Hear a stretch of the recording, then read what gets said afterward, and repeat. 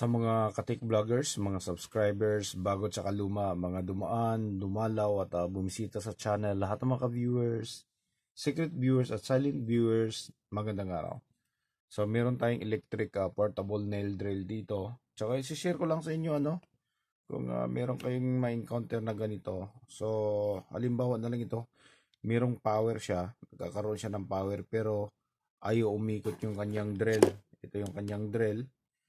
Ayaw siya umikot dahil walang output na lumalabas dito. So ito lang yung papalitan natin, itong tatlong paa.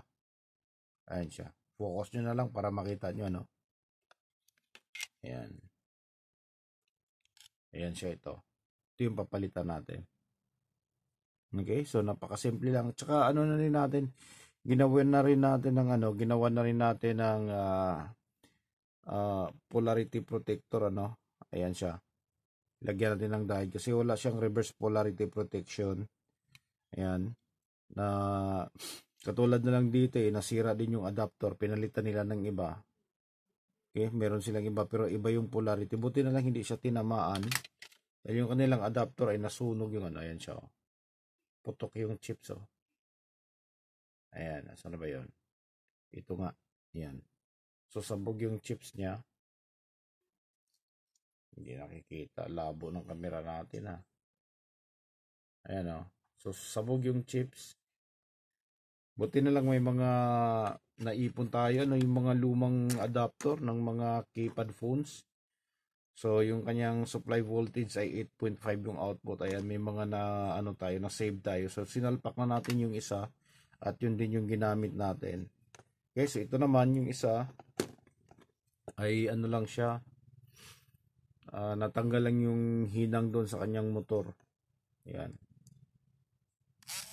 Ayan siya. Tapos mid, high, ayan siya, gagana na.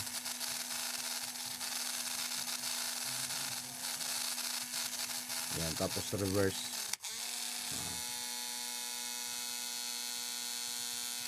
Tapos off natin. Ayan. So itong isa, ayos na rin yan. Susubukan natin So saksak lang natin ito dito sa output. Ayan. Tapos yung kanyang power, yung kanyang charger ito. Ayan siya, dito siya. Sasaksak.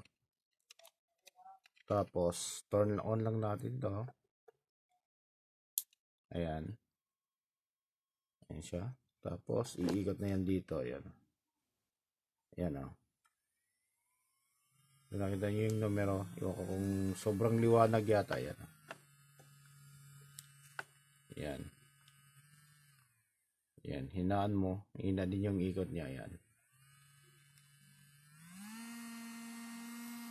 Okay. So, yun ulitin ko. Kapag naka-encounter kayo ng hindi umiikot yung motor pero meron siyang power. So, yun lang yung papalitan natin. Ito lang. Tatlong paa na to. Ayan siya.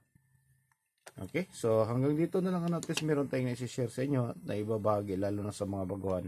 So maraming salamat, God bless at bye-bye.